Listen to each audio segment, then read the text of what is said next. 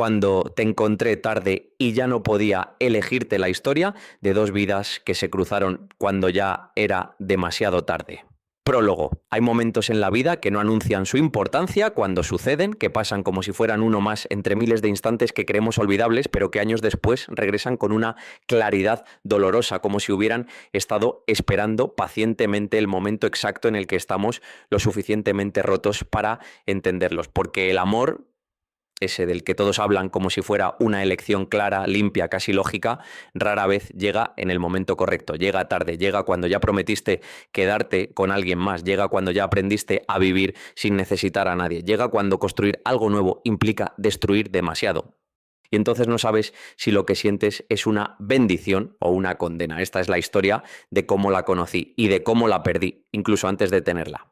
Capítulo 1. La ciudad que no perdona el tiempo. Madrid tenía esa forma silenciosa de devorar a las personas sin que ellas se dieran cuenta, de convertir los días en una repetición elegante de rutinas que parecían importantes mientras sucedían, pero que, vistas desde lejos, no eran más que intentos desesperados de llenar un vacío que nadie sabía nombrar. Yo llevaba 3 años viviendo allí, 3 años construyendo una vida que desde afuera parecía ordenada, estable, incluso envidiable, pero que por dentro tenía grietas que yo mismo había aprendido a ignorar con una disciplina casi admirable. Trabajaba en una editorial pequeña, especializada en textos que casi nadie leía, corrigiendo palabras de otros mientras evitaba enfrentar las mías, pasando horas entre libros que hablaban de amor, de guerra, de memoria, como si leer sobre la vida fuera suficiente para no tener que vivirla realmente. Y durante todo ese tiempo había logrado algo que en su momento me pareció un triunfo. Había aprendido a no esperar nada, ni de la ciudad, ni de las personas, ni del amor, hasta que llegó ella. La primera vez que la vi no hubo música, ni pausa dramática, ni esa sensación exagerada que las historias suelen describir cuando intentan justificar lo inexplicable. Fue un momento pequeño, demasiado pequeño. Estaba en una librería antigua, cerca de Lavapiés, una de esas que parecen resistirse al tiempo con una dignidad casi triste, donde el polvo no se limpia del todo porque forma parte de la identidad del lugar y donde cada libro parece haber sido leído por alguien que dejó algo de sí mismo entre sus páginas. Yo estaba buscando algo que no necesitaba, ella también, y aún así nos encontramos, no porque habláramos, no porque nos presentaran, sino porque en un gesto tan simple como alcanzar el mismo libro al mismo tiempo, nuestras manos se tocaron y en ese contacto mínimo hubo algo que ninguno de los dos supo explicar. Ella retiró la mano primero, no con vergüenza, no con incomodidad, sino con esa calma extraña de alguien que ya ha vivido suficiente como para no reaccionar de forma impulsiva ante nada. Lo siento, dijo, y no sé por qué, pero su voz se quedó conmigo. No volvimos a hablar ese día, pero hay encuentros que no necesitan más. Hay presencias que se instalan sin permiso y ya no se van. Capítulo 2. Las conversaciones que no empezaron como debían. La segunda vez que la vi fue una semana después. Y fue entonces cuando todo empezó a sentirse peligrosamente inevitable. Estaba en el mismo café al que iba casi todos los días, sentado en la misma mesa junto a la ventana, fingiendo trabajar, mientras en realidad observaba a la gente pasar. Cuando levanté la vista y la vi entrar y lo supe que no era casualidad. No porque creyera en el destino, sino porque hay coincidencias que ocurren con una precisión demasiado incómoda como para ignorarlas. Se sentó sola. A 2 mesas de distancia pidió un café y sacó un cuaderno, no un portátil, no un libro, un cuaderno, y empezó a escribir. No sé cuánto tiempo pasó hasta que nuestras miradas se cruzaron, quizá segundos, quizá minutos, pero cuando ocurrió fue como si ambos hubiéramos estado esperando ese momento sin admitirlo. Otra vez el mismo libro, dije, intentando sonar casual. Ella sonrió, pero no completamente, o quizá la misma coincidencia, respondió, y ahí empezó todo. Hablamos durante horas, de nada importante y de todo lo que importa, de ciudades que no se sienten como hogar, de decisiones que se toman por miedo, de versiones de nosotros mismos que dejamos atrás pero que nunca desaparecen del todo, y mientras hablábamos algo dentro de mí empezó a cambiar, no de forma evidente, no de forma inmediata, sino como cambian las cosas que importan de verdad, despacio y sin pedir permiso. ¿Crees que las personas llegan en el momento correcto? Me preguntó en algún punto. La pregunta me tomó desprevenido porque era el tipo de pregunta que no se hace por curiosidad, sino por experiencia. No, respondí. Entonces la miré y por primera vez fui honesto. Creo que siempre llegan tarde, no dijo nada, pero en sus ojos hubo algo que no entendí en ese momento, pero que más adelante lo explicaría todo. Pero lo que aún no sabía es que ella ya tenía una vida en la que yo no existía. Y cuando lo descubrí, ya era demasiado tarde para no sentir nada. Capítulo 3. Las tardes que no me pertenecían. Después de aquella primera conversación larga en el café, los días en Madrid empezaron a tener una textura distinta, como si la ciudad, sin avisar, hubiera decidido apartarse un poco para dejarnos sitio, como si el ruido bajara un par de tonos cuando ella aparecía y subiera otra vez con una indiferencia casi cruel en cuanto se iba. Empezamos a vernos sin planificarlo del todo, o eso me decía yo entonces, con esa honestidad imperfecta de los hombres que aún no se atreven a llamar a las cosas por su nombre. Quedábamos en sitios pequeños, escondidos, sin importancia aparente, un café cerca de Antón Martín, una librería de viejo en la calle del Prado, un banco delante del estanque del Retiro a la hora en que la luz se desploma sobre el agua y todo lo que tocas parece tener una capa fina de melancolía añadida. Ella se llamaba Lucía. Tardé 3 encuentros en preguntárselo y cuando por fin lo hice ya era una pregunta tardía, casi una formalidad, porque para entonces yo ya la había llamado mentalmente de mil maneras. La chica del libro, la chica del cuaderno, la chica que escribía sin levantar la vista, la chica que respondía con preguntas que parecían pequeños cuchillos envueltos en seda. Trabajaba como ilustradora. Había estudiado Bellas Artes en Valencia, había vivido un tiempo en Berlín, había vuelto a España hacía algunos años y desde entonces dibujaba portadas para libros que casi nadie compraba, exactamente los mismos libros que yo corregía sin que nadie los leyera. Era, dicho de otro modo, una broma del destino que ninguno de los dos quiso señalar en voz alta. Hablar con Lucía era como caminar por una calle conocida y descubrir de repente una puerta que llevaba años pasando por delante sin verla. Tenía esa cualidad extraña de las personas que han sufrido en silencio durante mucho tiempo, una calma que no era resignación, una ironía que no era cinismo, una forma de mirar a los hombres que parecía decir sin agresividad: ya os conozco, ya os he visto a todos, no me deis miedo y yo no se lo daré a vosotros. No me dio miedo, me dio otra cosa.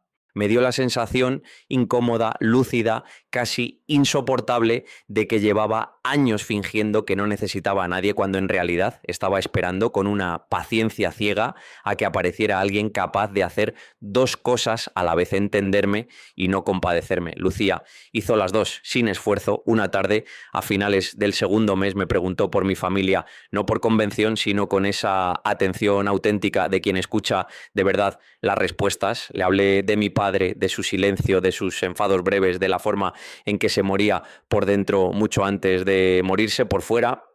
Le hablé de mi madre, viva todavía, en un pueblo del norte, llamándome los domingos para preguntarme cuándo iba a sentar la cabeza, sin saber que yo llevaba años sentándola sin sentirla, lo cual le expliqué era peor que no haberla sentado nunca. Le hablé de un hermano con el que no me hablaba desde hacía 7 años, sin haber discutido jamás, solo porque un día, después del entierro de nuestro padre, los dos comprendimos que nos parecíamos demasiado para soportarnos sin él en medio. Lucía escuchó todo sin interrumpirme una sola vez. Cuando terminé, removió el café que ya estaba frío, levantó la vista y dijo una sola frase: llevas años haciéndote el adulto, ¿verdad? Sentí de repente una vergüenza muy antigua, una vergüenza de niño descubierto. Sí, contesté eso, yo también, dijo ella. Es agotador. Y no añadió nada más, pero esa frase dicha en una mesa cualquiera de un café cualquiera de Madrid, en una tarde cualquiera de un noviembre cualquiera, fue uno de los momentos más íntimos que he vivido en mi vida adulta. Porque hay confesiones que no se hacen con palabras grandes, se hacen con una mirada que dura medio segundo más de la cuenta, con una sonrisa que se cae a la mitad, con un silencio que decide quedarse en lugar de irse. Y aquella tarde decidieron quedarse todos. Salimos del café, llovía, una de esas lluvias finas y rencorosas que tiene Madrid en otoño, que no llegan a empapar, pero que se meten por dentro de la ropa con una constancia desagradable, como si quisieran recordarte que estás vivo, aunque no se lo hayas pedido. Ella sacó un paraguas pequeño negro, demasiado pequeño para los dos, yo no llevaba paraguas. Ella, sin decir una palabra, levantó el suyo unos centímetros más, lo abrió un poco hacia mi lado y siguió caminando como si no hubiera hecho nada importante. Caminamos así unos 500 metros sin tocarnos, sin hablar, compartiendo un paraguas que no podía con los dos, y en ese tramo absurdo, sin ningún gesto que mereciera ser fotografiado, comprendí con una claridad que me asustó que la quería. No la deseaba, no la admiraba, no me gustaba, la quería, que es algo distinto y mucho más serio y mucho menos defendible. Cuando llegamos a la esquina donde solíamos despedirnos, porque ya teníamos una esquina sin haberlo elegido, como tienen una esquina las parejas que llevan años juntas, ella cerró el paraguas, lo sacudió 2 veces y me miró de un modo que yo en ese momento no supe interpretar. Mañana no puedo, dijo. Vale, contesté. ¿Pasado? Tardó en responder. Pasado tampoco. ¿Estás bien? Sonrió, una sonrisa pequeña, mal dibujada, de las que no convencen ni a quien las pone. Sí, es solo que esta semana tengo cosas, esa palabra tan pequeña, tan inocente, se quedó vibrando entre los dos un instante más de lo que debía. No le pregunté qué cosas y ella no me lo dijo. Pero esa noche, caminando solo hasta mi piso, con la ropa medio mojada y un peso nuevo en el pecho, comprendí algo que llevaba semanas evitando. Comprendí que en todas las conversaciones que habíamos tenido, en todas las tardes compartidas, en todos los cafés y todas las esquinas, había una zona de su vida a la que no me había dejado entrar. Una zona oscura, educadamente cerrada. Y por primera vez desde que la había conocido, sentí miedo de saber qué había allí dentro. Capítulo 4. Lo que ella no me había contado lo descubrí un sábado. Casi siempre las cosas que rompen una vida ocurren un sábado. Yo había bajado a comprar pan a una panadería cerca de mi casa, en el barrio de Las Letras, una mañana fría, gris, indiferente, una de esas mañanas en que Madrid parece haberse olvidado de sí misma. No estaba pensando en ella, o eso me decía. En realidad llevaba pensando en ella 19 horas seguidas, contando las del sueño. Iba caminando con la barra de pan bajo el brazo cuando vi una pareja a unos 20 metros en la otra acera esperando a cruzar. Él era más alto que yo, de unos 30 y pocos, con un abrigo azul oscuro, una bufanda gris bien puesta, esa elegancia natural y cansada que tienen ciertos hombres que no han tenido que pelear demasiado por su sitio en el mundo. Ella estaba a su lado y era ella, Lucía. Llevaba el abrigo color crema que yo le había visto 3 veces.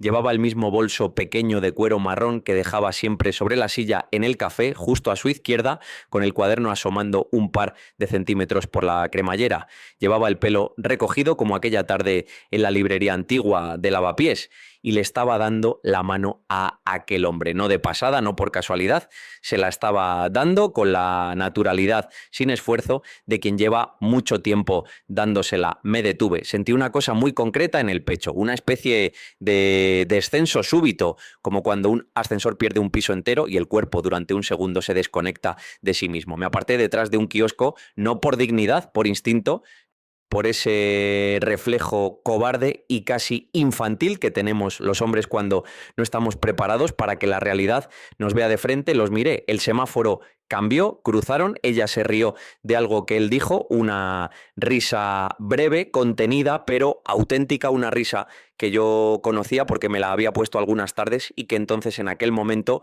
dejó de pertenecerme con una rapidez quirúrgica. Pasaron a unos 10 metros de mí. Ella no me vio o no quiso verme. Las dos opciones, por motivos distintos, me partieron por dentro. Cuando se alejaron lo bastante, salí del kiosco, caminé sin rumbo durante media hora, llegué a casa sin saber muy bien cómo, dejé el pan sobre la mesa de la cocina y me senté en una silla durante mucho rato sin encender la luz. No lloré, no grité, no la odié. Sentí una cosa peor, sentí un agotamiento profundo, casi geológico, la clase de cansancio que no descansa ni durmiendo, porque en el fondo ya lo sabía, lo había sabido desde el primer café, desde la primera vez que ella había mirado el reloj con esa frecuencia educada desde la tarde en que me había dicho cosas y yo había decidido no preguntar desde aquel 200 metros bajo el paraguas demasiado pequeño en que ella, ahora me daba cuenta, no me había cogido del brazo ni una sola vez, lo había sabido sin querer saberlo, que es la única forma en la que los adultos nos engañamos verdaderamente. Tardé 3 días en escribirle y otros 2 en mandarle el mensaje. Le pedí, con la frialdad cortés de quien intenta sostenerse en pie con las pocas costuras que le quedan, que nos viéramos. Le dije que era importante, le dije que era la última vez que le pedía algo así. Tardó en contestar. Cuando lo hizo no preguntó por qué, es decir, lo sabía, y eso sin que ella escribiera ni una palabra de más. Fue toda la confesión que necesitaba. Quedamos un miércoles a las 6 de la tarde en un sitio nuevo, neutral, ninguno de los nuestros, una cafetería pequeña en el barrio de Chueca, con luz amarillenta y sillas incómodas, escogida con la lógica torpe de quien quiere asegurarse de que la conversación no contamine ningún recuerdo bonito. Llegó puntual, se sentó frente a mí, no se quitó el abrigo.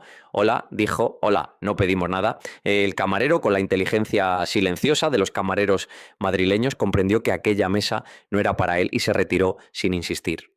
Estuvimos un rato sin decir nada, yo me había preparado un pequeño discurso, lo había repetido mentalmente en el metro, en la ducha, en el ascensor. Cuando ella se sentó delante de mí, todas las frases que había ensayado se desordenaron como naipes que se caen al suelo justo antes de empezar la partida. No, te vi, dije. Al final ella levantó la cara, pues lo sé, ¿lo sabes? ¿Lo sabes? Te vi yo a ti antes, contestó, y por primera vez desde que la conocía, la voz le tembló. Estabas detrás del kiosco, te vi de reojo, no supe qué hacer, seguí caminando, llevo 5 días esperando este mensaje, me quedé callado, había venido con una rabia digna, ensayada, casi profesional, y aquella confesión, dicha sin defensa, me la desactivó en 4 segundos. No, ¿cómo se llama? Pregunté. Mateo, ¿cuánto tiempo lleváis? Tardó en responder. 6 años, 6. Esa cifra me sentó como un golpe en una zona en la que no sabía que tuviera huesos. ¿Vivís juntos? Sí. ¿Estáis casados? No, pero nos vamos a casar en mayo. El plazo me terminó de hundir. Mayo era una palabra que sonaba a primavera, a mantel blanco, a familia, esperando en una iglesia a una vida ordenada, construida con paciencia durante años. Y aquella palabra entera estaba ahora encima de la mesa entre los dos, repartiéndolo todo como una grieta. Lucía, dije, y odié al pronunciarlo lo bonito que sonaba todavía. ¿Por qué no me lo dijiste? Ella respiró hondo porque al principio pensé que no iba a hacer falta y después se quedó mirando la mesa. Después fue al revés. Tuve miedo de que dejaras de venir si te lo decía. Y en algún momento fui consciente de que la persona a la que más miedo tenía de perder no era él, eras tú. Cerré los ojos un segundo. Eso es muy injusto, Lucía. Lo sé. No me refiero a que sea injusto que tengas pareja. Me refiero a que es muy injusto que me lo digas ahora. Lo sé, repitió. Y no te lo digo para que me perdones, te lo digo porque me lo debo. También yo llevo meses mintiéndome. ¿Le has hablado de mí? No. ¿Le quieres? Levantó la vista y por primera vez la vi entera, sin filtro, sin la versión cuidada que solía traer al café. Quería, dijo, no sé si quiero y sobre todo no sé desde cuándo no sé. Desde que llegué yo. No, contestó, desde antes. Tú no eres la causa, Daniel, tú eres la prueba. Aquella frase me iba a perseguir durante años. Tú no eres la causa, tú eres la prueba. La quise odiar por habérmela dicho y no pude porque era exactamente la clase de frase honesta que solo puede decir alguien que, a pesar de todo lo que ha hecho mal contigo, no quiere envenenarte por dentro. Lucía, dije después de un silencio largo, no sé qué hago aquí, yo tampoco. Y entonces ella dejó las 2 manos sobre la mesa, las palmas hacia abajo, exactamente igual que las dejaba sobre los cuadernos de dibujo cuando se preparaba para empezar una página. Entonces, dime tú, dijo, yo no tengo derecho a decidir por los dos, ya he decidido demasiadas cosas que no me correspondían. Y aquella mesa en aquel café feo de Chueca con un camarero que fingía no mirar y una luz amarillenta que nos hacía a los dos parecer más cansados de lo que éramos, se convirtió sin pedirlo en el lugar más importante de mi treintena. las semanas en las que intentamos no querernos, lo intentamos. Quiero que esto quede claro porque años después, cuando uno cuenta historias como esta, hay siempre una parte del que escucha que necesita pensar que no se hizo todo lo posible, que hubo descuido, que hubo cobardía, que hubo egoísmo, y eso es más cómodo, supongo, porque el egoísmo se condena con facilidad. Lo nuestro fue otra cosa, lo nuestro lo intentamos. Acordamos aquella misma tarde, antes de salir del café, no vernos durante un mes. Nada de mensajes, nada de cafés, nada de paseos por el Retiro. Un mes para que ella decidiera, para que yo decidiera, para que decidiera el tiempo. Esa figura abstracta a la que solemos cargar con las decisiones que no nos atrevemos a tomar. El primer día fue raro, el segundo peor. Para el cuarto ya había aprendido a reconocer los sitios de Madrid donde no podía entrar sin pensar en ella, y empecé a evitarlos uno a uno con la disciplina ridícula de quien intenta esquivar el aire en una habitación cerrada. No entré en ninguna librería de la zona de Atocha, no volví al café de Antón Martín, no bajé a Lavapiés, no fui al Retiro.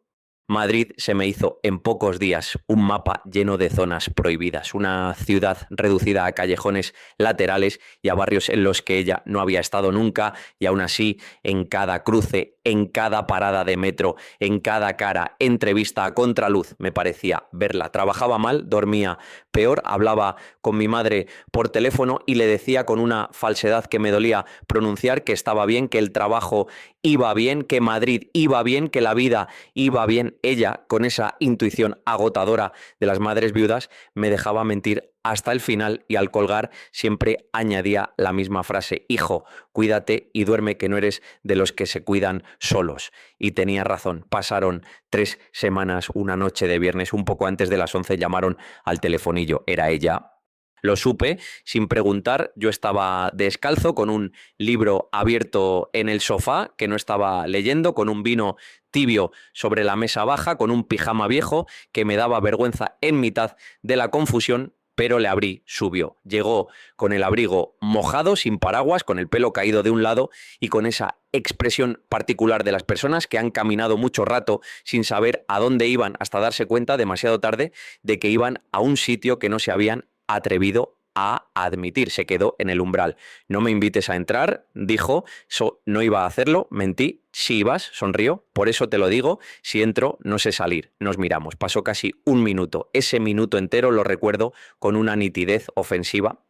El sonido de la calle, el vecino de arriba moviendo una silla, una sirena lejana, la respiración de los dos. Daniel, dijo al fin, no he venido a romperme la vida, he venido a ser sincera contigo, te escucho. Llevo 3 semanas sin dormir bien. Llevo 3 semanas mirándole a Mateo a la cara y odiándome. Llevo 3 semanas cogiendo el cuaderno y dibujándote sin querer. Llevo 3 semanas pensando que la peor versión de mí es esta, la de ahora, la que no es capaz ni de quedarse contigo ni de irse del todo. Tragué saliva, ¿no? ¿Y qué quieres que haga? Nada, contestó. Quiero que sepas que esto que está pasando es real. No quiero que dentro de unos años pienses que era un capricho mío. Era todo menos un capricho. Tú no me sirves para llenar nada, Daniel.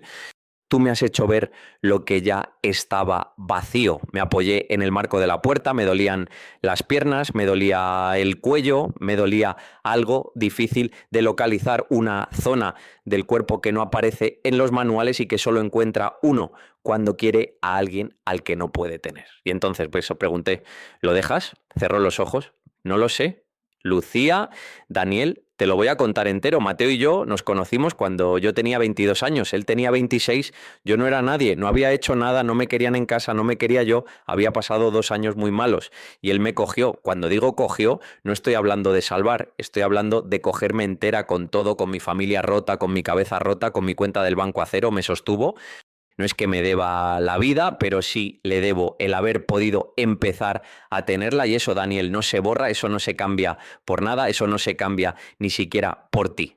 Aunque ya no le quieras, aunque ya no le quiera del modo en el que él se merece. Eso no es justo para él, lo sé. Eso no es justo para ti, lo sé. Eso no es justo para mí. Levantó la cara. Tú eres lo único justo de toda esta historia, Daniel, y lo único justo es lo que va a perder. Aquella noche no entró. Se quedó cumpliendo su propia regla en el umbral, con el abrigo mojado, con la luz del rellano cayéndole encima de un modo que la hacía parecer más pequeña. Antes de irse sin tocarme, solo con la voz, dijo dos cosas. Una, no vamos a desaparecer todavía, dame unas semanas.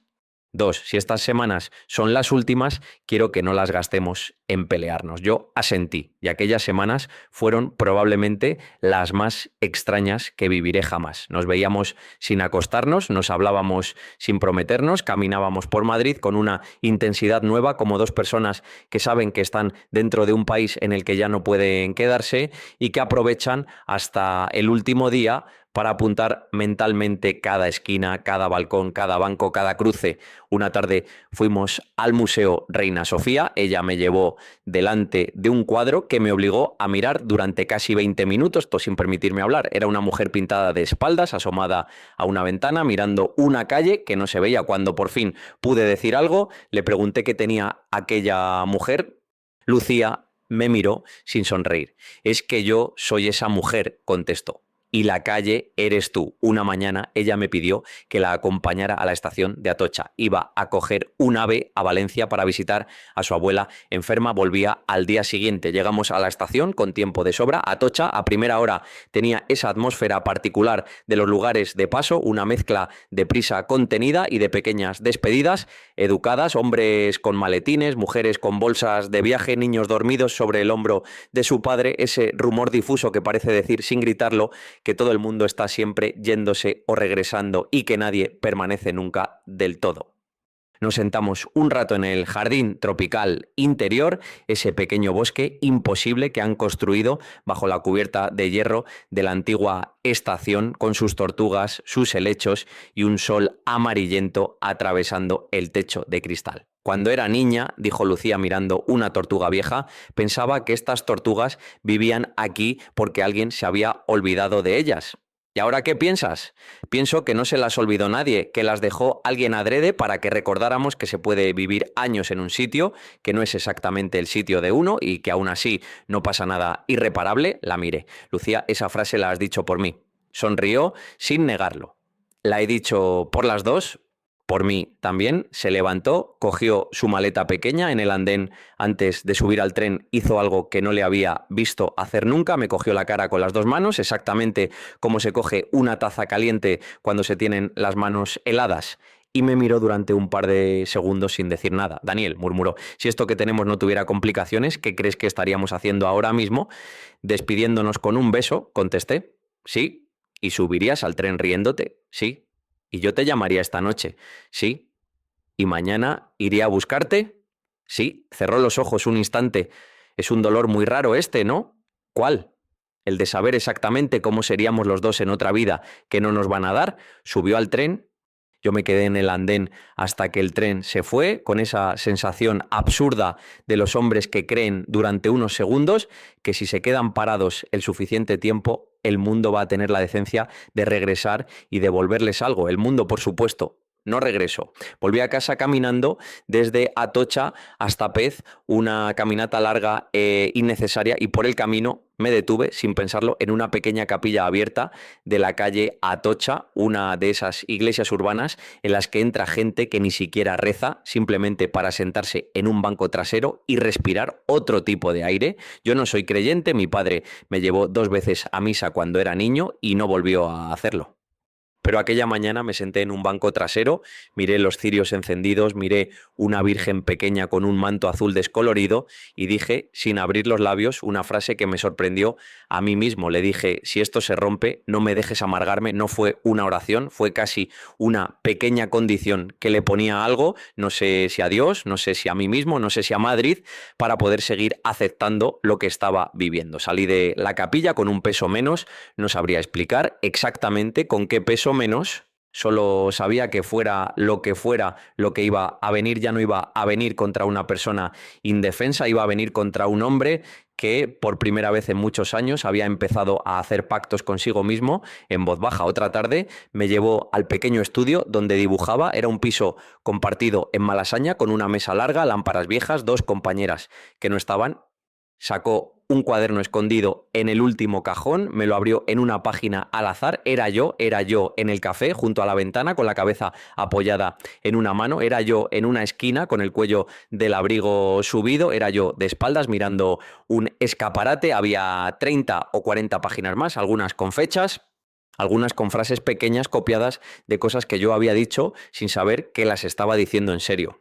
¿Cuánto tiempo llevas dibujándome?, le pregunté. Desde el segundo día. ¿Y qué piensas hacer con esto? Ella cerró el cuaderno. No lo sé, quizá guardarlo, quizá quemarlo, quizá dentro de muchos años de regalárselo a una chica para que no cometa los mismos errores que yo. Salimos a la calle, llovía otra vez, empezaba a llover siempre que estábamos juntos, como si Madrid hubiera decidido proporcionarnos una banda sonora discreta. Caminamos hacia la plaza del 2 de mayo, nos sentamos en un banco bajo un farol amarillo y allí, sin previo aviso, ocurrió la única vez que la besé. No lo planeamos, no lo discutimos. Estábamos hablando de un libro y de pronto los dos dejamos de hablar y nuestras caras se acercaron por una decisión común que no se firmó en ningún sitio y nos besamos durante unos segundos que no fueron suficientes para nada y que sin embargo cabe entera dentro de ellos toda nuestra historia. Cuando nos separamos tenía los ojos llenos de lágrimas, pero no lloraba. Daniel, dijo, si este beso no era una promesa, lo sé, era una despedida. Lo sé, nos quedamos sentados en aquel banco hasta que se nos heló la espalda. Después la acompañé hasta la boca de metro de tribunal, allí, sin teatro, sin abrazo final, sin ninguna de las escenas que el cine ha gastado para casos así. Ella me dijo casi con una voz administrativa, mañana hablo con Mateo. ¿Qué le vas a decir? Tardó en responder, lo que sea verdad. Aunque no lo sepa entera, bajó la escalera, yo me quedé arriba, en la calle, durante un rato más del que corresponde a un hombre cuerdo, y mientras la veía perderse entre los azulejos blancos de la entrada del metro, sentí por primera vez en mi vida adulta que el amor, ese amor del que tanto hablan las canciones, no es siempre una victoria sobre el destino. A veces el amor es darse cuenta entre dos personas de que sí, de que esto era, de que esto habría sido, y elegir, a pesar de todo, no estropearle la vida al otro. 6. Una conversación en una cocina ajena. Lo que vino después no me lo contó ella. Lo supe a trozos. Lo supe por una amiga común, lo supe por un mensaje suyo escrito a las 4 de la madrugada, lo supe por un silencio de 12 días que pesó más que cualquier carta y lo supe sobre todo por una conversación que tuvieron Mateo y ella aquel jueves en la cocina del piso que compartían en una calle estrecha cerca de la calle Pez, en mi mismo barrio, lo cual es una crueldad geográfica que tardé semanas en digerir. Una cocina pequeña con azulejos blancos y una ventana que daba a un patio interior y un calendario colgado de la pared con la fecha de la boda rodeada con un círculo verde. Sé esa parte, lo confieso, porque años después ella me la contó en una carta, pero esa carta llegará en su momento. Aquel jueves, según me contó después, ella entró en la cocina con la sensación de quien va a romper un jarrón muy querido sin tener nada con qué reponerlo. Mateo estaba sentado a la mesa leyendo el periódico en su tablet con un café frío al lado. Cuando la oyó entrar, no levantó la vista enseguida, sabía leerla, llevaba 6 años aprendiendo a leerla. Madre, ¿estás bien?, preguntó. No. Él dejó la tablet despacio con esa manera suya tan ordenada de hacer todos los gestos. Cuéntame, ella se sentó frente a él, tardó casi un minuto en empezar. Y cuando empezó, no le contó toda la verdad de golpe, porque, como me explicaría más adelante, había aprendido que las verdades, cuando se sirven enteras, no se digieren, tienen que cortarse en pequeños trozos para que el otro pueda morderlas sin atragantarse. Le dijo, primero, que no estaba bien desde hacía meses. Le dijo, segundo, que no era culpa de él, lo cual a él, según ella, le hizo más daño que si hubiera sido culpa suya. Le dijo, tercero, que había alguien. ¿Quién?, preguntó él. No importa quién. Si importa, Lucía, para mí importa. Es alguien con quien no he hecho nada que tú no puedas perdonar, pero es alguien que me ha hecho ver cosas y esas cosas no son sobre él, son sobre nosotros. ¿Estás enamorada de él? Ella tardó. Sí. Una sola palabra. Mateo se quedó muy quieto durante mucho rato, después se levantó, caminó hasta la ventana, miró el patio interior. Cuando se giró, según me lo contó ella, no estaba llorando, pero tenía esa cosa que tienen ciertas caras cuando comprenden en una sola tarde que toda la vida planificada para los próximos 40 años acaba de quedarse sin destinatario. ¿Qué quieres hacer? Preguntó. No lo sé. Lucía, no me vale ese no lo sé. Es que no lo sé, Mateo, te lo juro. Si te dijera que quiero irme con él, sería mentira. Si te dijera que quiero quedarme contigo, también sería mentira. Llevo 6 años contigo, llevo 4 meses con esto, no sé contar todavía. ¿Le has dicho a él que te ibas? No le he dicho que me iba con nadie. ¿Le has dicho que te ibas conmigo? Silencio, tampoco se lo he dicho. Lucía, Mateo, quiero hacer las cosas bien. Por una vez en mi vida quiero parar la boda, no quiero que casemos, no así, no con esto dentro, aunque al final me quede contigo, no quiero casarme con esto dentro. Él se sentó otra vez, apoyó la cara en las manos, ella, según me dijo, no se atrevió a tocarle el hombro porque sintió de pronto que cualquier gesto cariñoso suyo en aquel momento iba a sonar como una mentira más. Estuvieron así sin hablar durante mucho tiempo. Por fin él levantó la cara. Lucía dijo, vamos a hacer una cosa, cancelamos la boda. No lo decidimos esta noche. Si lo decidimos esta noche, vamos a decidir mal los dos. Yo me voy unas semanas a casa de mi hermano. Tú piensas, yo también voy a pensar. Si dentro de un mes vienes y me dices que no es conmigo, lo entenderé. Si dentro de un mes vienes y me dices que es conmigo, voy a tener que pensar yo si lo soporto, no prometo nada. Mateo, dijo ella con un hilo de voz, ¿eres demasiado bueno? No, Lucía, estoy demasiado herido, que no es lo mismo, aunque parezca. Esa misma noche él metió 3 camisas y 2 jerseys en una bolsa de deporte, cogió las llaves del coche y se fue al piso de su hermano en Móstoles. No portazo, no grito, solo un beso largo en la frente al salir, el beso de un hombre que, según me explicó Lucía después, había aprendido a perder antes incluso de saber que estaba perdiendo. Aquella noche ella tampoco me llamó a mí, tampoco era necesario, yo no sabía nada, pero algo dentro de mí ya empezaba a saberlo. El sábado siguiente recibí un mensaje suyo muy corto. Decía, solo hemos cancelado la boda, no estoy con él, no estoy contigo, necesito un tiempo a solas, por favor no me escribas durante un mes. Si pasa el mes y no me has escrito, sabré que has cumplido. Si pasa el mes y todavía soy importante para ti, escribe, lo cumplí. Cumplí cada uno de los 31 días con una disciplina que, vista desde fuera, parecía indiferencia, pero que, vista desde dentro, era el ejercicio más exigente de obediencia amorosa que había hecho jamás. Borré su número del móvil para no caer en una tentación nocturna, cambié de café, cambié de librería, cambié de ruta de paseo. Cambié casi todo lo que se podía cambiar sin mudarme de ciudad. Hice además otra cosa que llevaba años posponiendo y que aquellos días me parecieron, sin saber por qué, el momento exacto. Llamé a mi hermano después de 7 años de silencio. Marqué su número una noche de jueves hacia las 11:30, sentado en el suelo del salón, con la espalda apoyada contra el sofá, sin haberlo planeado, casi como quien hace una llamada equivocada que después no puede deshacer. Tardó 4 tonos en contestar. Daniel, hola Pablo. Hubo al otro lado un silencio largo, no incómodo, casi respetuoso, el silencio de un hombre que probablemente se acababa de incorporar en la cama y estaba intentando entender si lo que escuchaba era real. Hola, te llamo sin motivo. Vale, dijo, ¿cómo estás? Mal, contesté sorprendido yo mismo de la respuesta, pero no por nada concreto, mal, de hace muchos años. Hubo otro silencio. Yo también, Daniel, dijo finalmente, yo también de hace muchos años, hablamos hora y media, no nos pedimos perdón, ninguno de los dos lo necesitaba en esa llamada. Hablamos de mi padre despacio, como dos hombres adultos que llevan toda la vida queriendo hablar de un tercero y nunca habían tenido el valor. Hablamos de nuestra madre.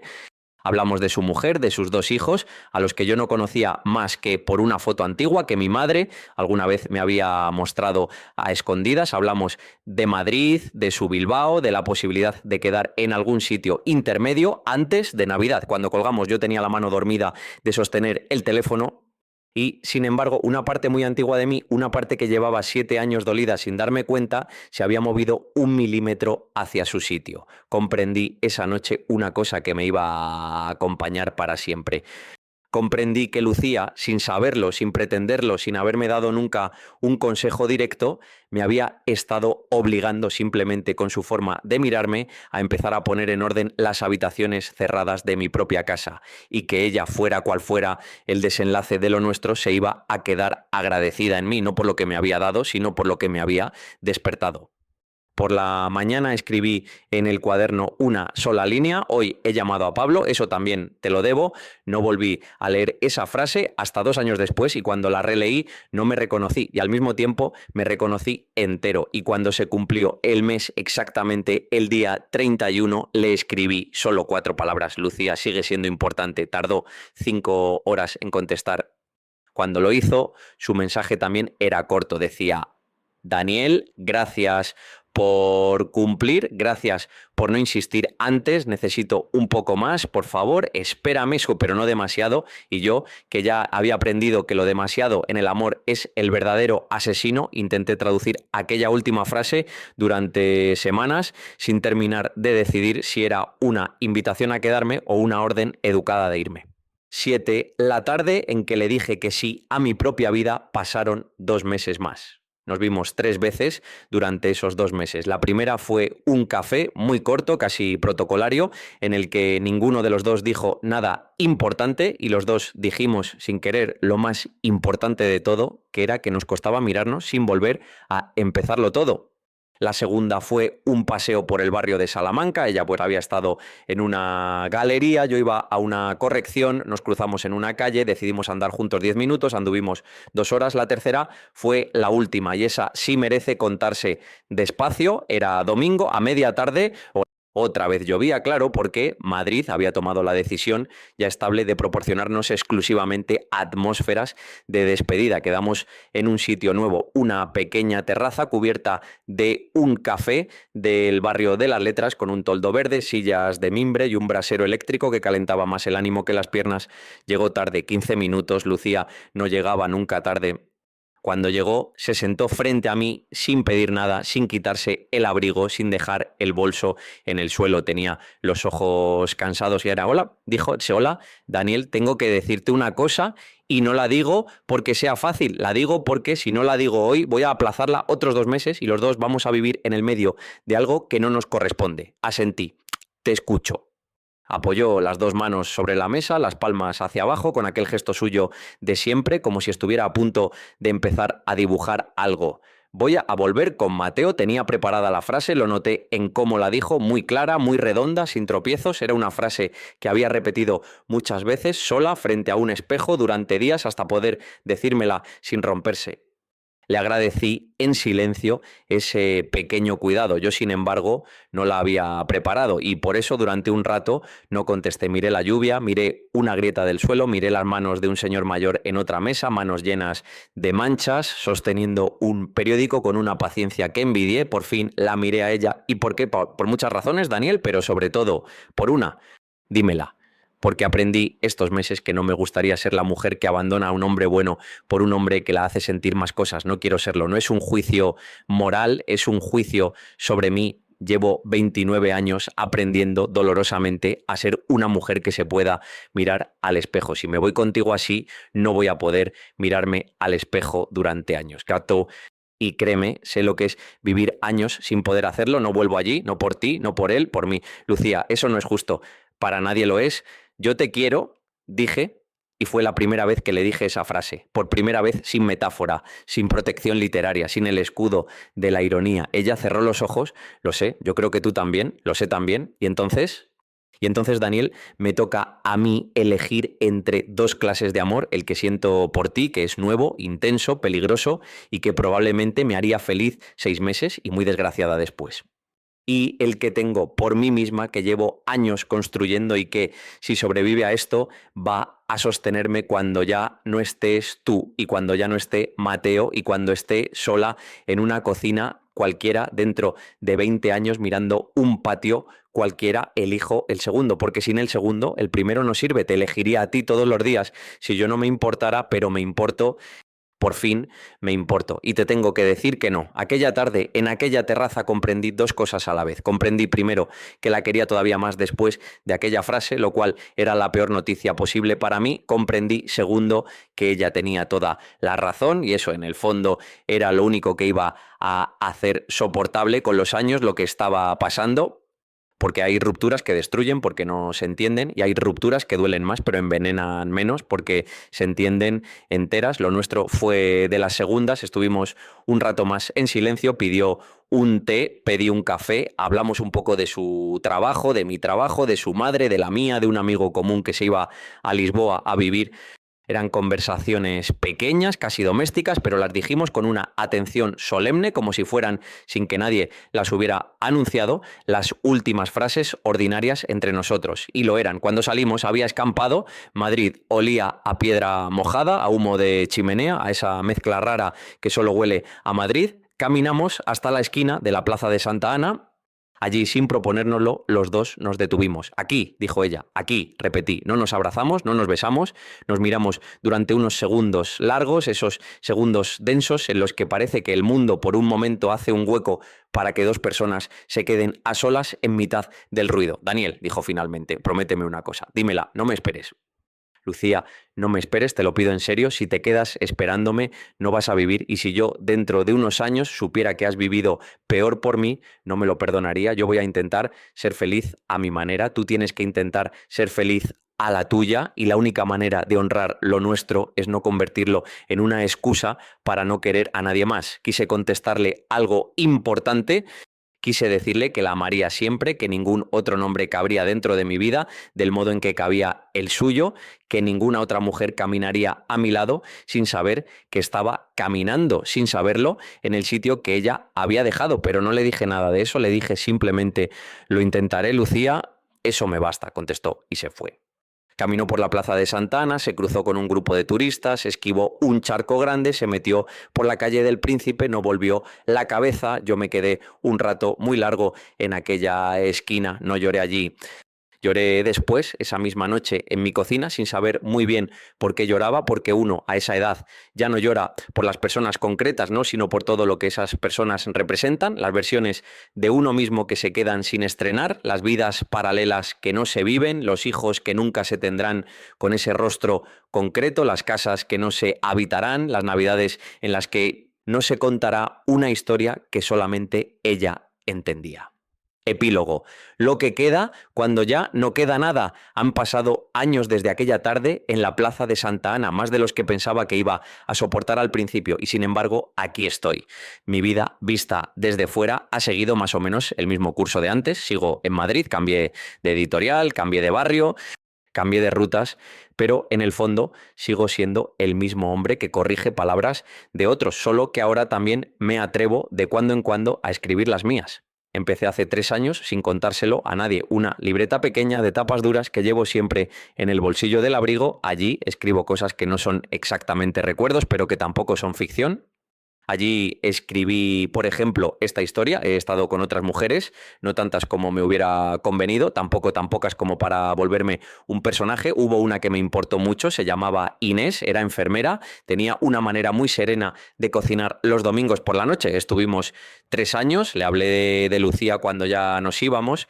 Le hablé de Lucía como se habla de una herida cicatrizada que, sin embargo, decide cambiar de color cuando llueve. Inés, con una generosidad que me sigue conmoviendo, me dijo una noche en la cocina de aquel piso que dejé un mes después: Daniel, yo no compito con muertos, ni con ausencias, ni con nadie. Si yo no soy suficiente, lo entiendo, pero no me hagas pelear con un fantasma. Tenía razón. Lo dejamos, lloramos los dos abrazados en el sofá durante una tarde entera y a la mañana siguiente ella me dejó sobre la mesa una nota corta que decía: cuídate, Daniel, aprende a quererte tú lo bastante como para no necesitar a una mujer para hacerlo. Esa frase, por raro que parezca, era casi exactamente la misma que me había dicho Lucía aquella tarde de la plaza de Santa Ana. Empecé a sospechar entonces que las mujeres que me querían todas sin haberse conocido se estaban poniendo de acuerdo en algo sobre mí que yo todavía no terminaba de aprender. Lucía y yo no nos hemos vuelto a ver en persona, pero hace 2 años recibí un sobre, sin remitente, con la letra suya, era una carta breve.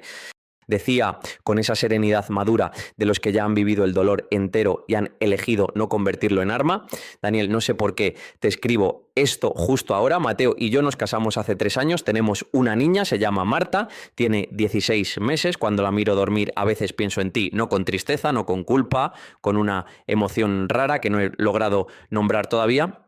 Pienso que mi hija no existiría si yo aquel domingo en la plaza de Santa Ana hubiera elegido otra cosa y eso me hace agradecerte sin que sepas una decisión que no tomé contigo. Espero que tú estés bien, espero que estés con alguien que te haga reír de un modo que yo no supe hacer. Espero que hayas dejado de corregir a los demás y hayas empezado a escribirte tú. No me contestes a esta carta. No quiero que estropeemos un silencio que nos costó tanto, solo quería que supieras que sigo aquí, en Madrid, en otra cocina, mirando un patio, con una niña que duerme. Cuídate. L, no le contesté, cumplí la última norma como cumplí todas las demás, pero guardé la carta.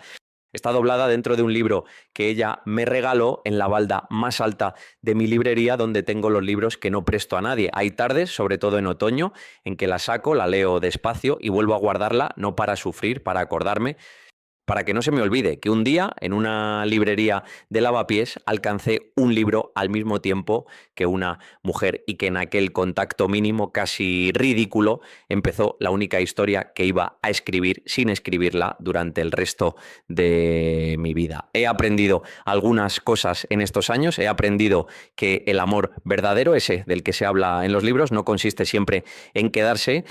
A veces consiste en irse a tiempo sin estropearle la vida al otro. He aprendido que la juventud no termina cuando se cumplen los 30 y tantos, sino la primera vez que comprendes que hay decisiones que no admiten marcha atrás, ni con voluntad, ni con suerte, ni con amor. He aprendido que las personas que llegan tarde no llegan tarde por culpa de ellas. Llegan tarde porque si hubieran llegado a tiempo no habríamos sabido reconocerlas. He aprendido que existen ciertas conversaciones en una vida que valen más que años enteros con otra gente y que para haberlas tenido merece la pena haber pagado lo que cuesta perder a quien las tuvo con uno. A veces, los domingos por la tarde, paso a propósito por la plaza de Santa Ana, camino despacio, me detengo en aquella esquina exacta, miro la calle del Príncipe y durante unos segundos dejo que la versión de mí que se quedó allí parada mirando cómo se alejaba ella se reúna con la versión de mí que sigue caminando ahora en otro abrigo, con otros años, con otros pelos blancos en las sienes. Las dos versiones se miran, no se hablan, pero ya no se odian y entonces sigo andando.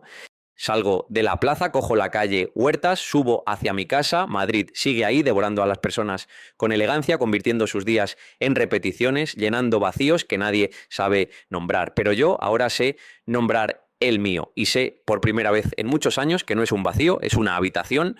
Una habitación pequeña, ordenada, con un sofá viejo, una lámpara baja, un libro abierto, un cuaderno cerrado y una silla en la que ya no se sienta nadie. Una silla que no espera exactamente, pero que tampoco se ha llevado, porque el amor que llega tarde, si se respeta, no se va del todo, se queda viviendo dentro de uno, en una silla vacía, dándole forma a la casa y enseñándole despacio a quien sigue habitándola una cosa muy difícil de aprender, que perder a alguien con elegancia, mostrar esto es también una manera de seguir queriéndolo. Fin de la parte 2.